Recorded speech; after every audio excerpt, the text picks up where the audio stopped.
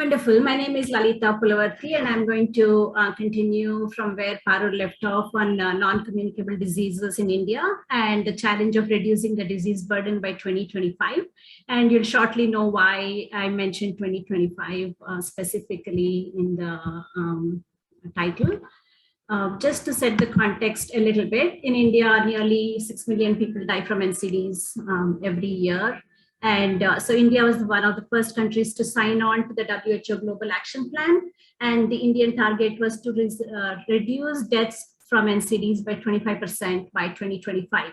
And this target was set in 2015. Right? So they had a good 10 years to reduce the mortality by 25% due to NCDs. SDG 3.4 specifically refers to the same goal of reducing NCD mortality by 1/3 by 2030. As Parul described, there are several different NCDs. In this presentation, I'm specifically going to talk about diabetes and cardiovascular diseases. Jumping right into prevalence of diabetes. There are two different data sets that I have used for this frame. At the top for the maps is from the National Family Health Survey, which was recently released, also known as the NFHS5. On the left, you see percent diabetic women in India by state, and you see that it ranges from a low 6.7 to a high 24% of the population being diabetic for women in some of the states. Kerala, for example, has very high diabetic rates. Either by the shading, some of the southern states have higher percentages. And on the right for the men too, you'll see that it ranges from 8 to 27%. So pretty high rates of diabetes. This is self-reported in the National Family Health Survey, NFHS5. And at the bottom is a different data set from the Global Burden of Disease data initiative led by the Institute for Health Metrics and Evaluation out of Seattle, Washington. And what I have done here at the top is the NFHS, but at the bottom is the prevalence per 100,000 population, diabetes per 100,000 population. The inside, the blue bar is for women, and the outside orange bar is prevalence for men. Right? And I have only depicted the top 10 states of India here, just to show the higher prevalence states. And as an aside, I must tell you, the filters in Tableau, if you're not careful with the different dimensions of filters, it throws out stuff. And if you don't look at your data, you never know if you're depicting the wrong thing, right? So if you have multiple dimensions and you have to set filters, you have to really, I had to go back and check my data a few times to make sure I had it right. So that was a great learning for me for setting the filters and sorting and making sure if I set the top 10, it was actually depicting the top 10. So that took some learning from that. So here we see high prevalence, diabetes prevalence rates by top 10. And moving on to cardiovascular diseases. Also, I have NFHS did not have any question on cardiovascular diseases. So I had to take the prevalence data from the GBD, which is the Global Burden of Disease data sets. And we see here on the left, women's CVD prevalence, that's cardiovascular, and on the men on the right, we see the men's cardiovascular, and we see the different states.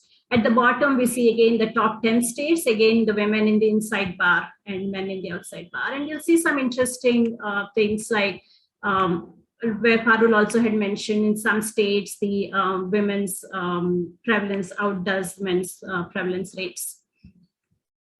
What I've tried to do here, earlier we talked about prevalence and now we are at mortality rates. As I mentioned at the beginning, Government of India had a target in 2015 to reduce it by 25%. And here I have given 3 data points, 2010, 2015, and 2019. And if we were to reduce, there are too many things here. If we were to reduce deaths by 25% from the 2015 rate, this is where we would have to end up by 2025. Okay. And I calculated the 25% of the 2015 rate, but you'll see that meanwhile, the deaths have increased. So the steep decline is a lot more than what we predict in 2015, if that makes sense, right? So here we are seeing for, we are looking for females, but if you look for both male and female, you'll see that this is for cardiovascular diseases. You'll see that the most populous state in India, this is Uttar Pradesh, has to decrease at least by 100,000 deaths by 2025 for us to meet the target. That's the level of numbers that we are looking at. Right? At the bottom, you see deaths due to cardiovascular diseases. In 2019, we're at 2.57 million, and we have come down to 1.7 million for us to meet the target. I had a similar one for diabetes, but I'm not touching that right now. We have seen prevalence, we have seen mortality, that our goal is to bring down the number of deaths due to cardiovascular diseases and diabetes. Next, I'm going to introduce the concept of DALYs.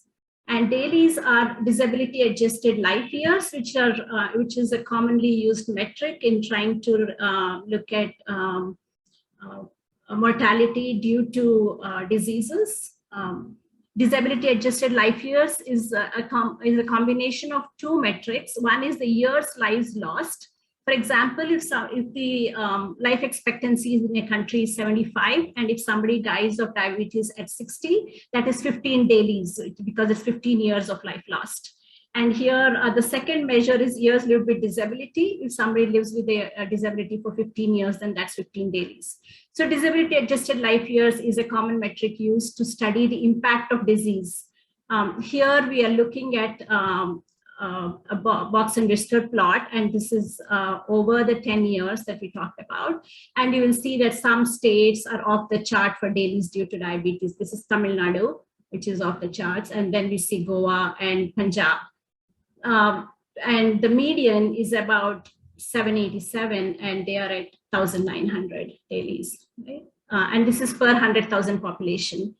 And the idea that with improved diagnosis and treatment over the years, DALYs should actually be coming down.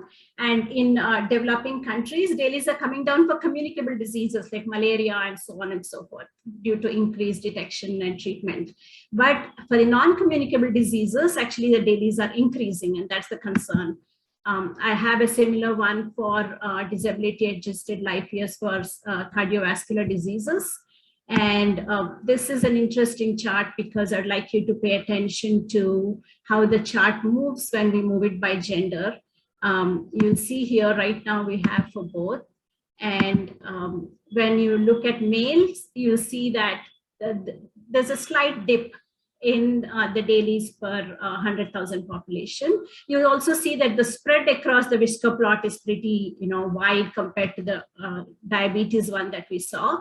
But take a look at what happens when you look at the females, and you'll suddenly see that it's actually increasing. The DALYs are increasing over the last 10 years. And again, we see that Punjab leads the way here. And although many states are clustered here, there is an increase in DALYs for women compared to men. And this is the concerning part of it, as we will see soon. What the government has tried to do, similar to what Parul had mentioned earlier, is to have a screening strategy to make sure that there's diagnosis and treatment wherever there are NCDs. And in a camp that was held in 2019, for example, we saw out of 6 million people who were screened across the country, we see Bihar, for example, showing 32% diagnosed with diabetes. And so if there were no camps and if people didn't go to doctors, all these would be undiagnosed NCDs at this point. Right? So this was one of the strategies for detecting non-communicable diseases because of the high prevalence, but also because people really don't go for yearly checkups or to go to doctors for early screening, as Parul also mentioned. Next, I'm going to look at expenditure. For what does it take to treat the non-communicable diseases? On the top, you see through research, people have found that in rural India, it costs about 6,000 rupees for annual treatment of diabetes, and this is regular non-hospital maintenance care, and in urban India it costs about 10,000 rupees. This may seem like not too much, but actually it's a lot if you look at the wages. I don't have charts on wages, but I think Richa had put up wage information before. So we know that for the Indian wages, these are high. This is high annual cost of treatment for diabetes care. On the left at the bottom, I have breakup of expenditure for non-hospital care for every episode of care. And we see that medicines make up a chunk of the expenses, right? Diagnostic tests and doctors' fees, of course, vary a little bit in rural and urban areas, but medicines are 2/3 of the expenditure. And we know that NCDs require long-term, sustained and continuous use of medicines. And so that's a big burden on households that expenditure is a big burden. On the right, we see average expenditure for inpatient cardiac treatment. And we see that private hospitals are, of course, much more expensive than public hospitals. This also brings us to the idea that there aren't too many tertiary care hospitals accessible to everybody. People have to go to bigger towns or bigger cities. And so that's an added burden of seeking higher end tertiary care for non-communicable diseases like cardiac, especially because the level of intervention required is higher. They need to seek out larger hospitals, and also sorry, Lalita, didn't mean to interrupt, but just to be careful of time, okay. so we can still fit Arushi. Okay, all right. Take another minute or two to, if you could. Insurance, sorry, I don't know how many windows you have. Sorry.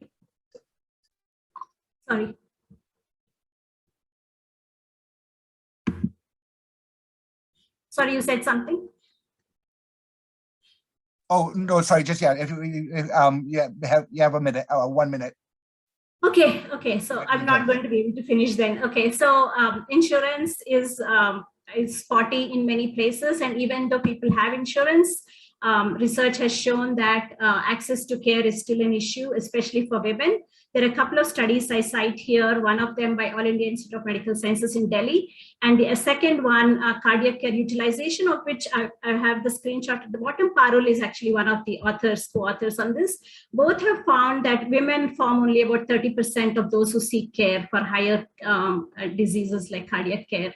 And so this is a concern that we see prevalence and deaths are pretty high or increasing, but in seeking care, women are fewer than men. I have a couple of ones on why that is so, that women's wages are far lower, and the percentage of women working in the formal sector is very low to begin with in India, and in informal sector wages are day-to-day and savings are not very high.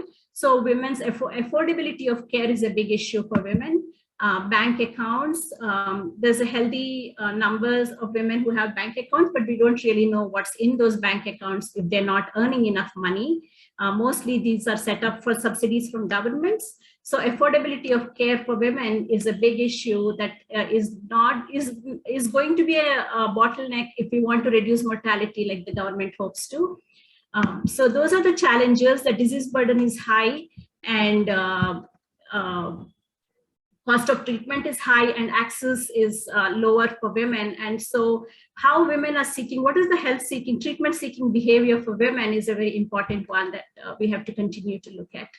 My main data sources I have listed here, and my select bibliography as well.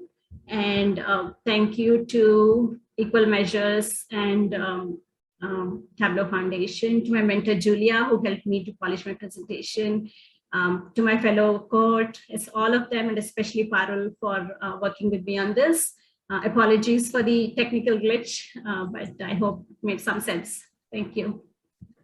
Yes, it did. Thank you very much, Lalita.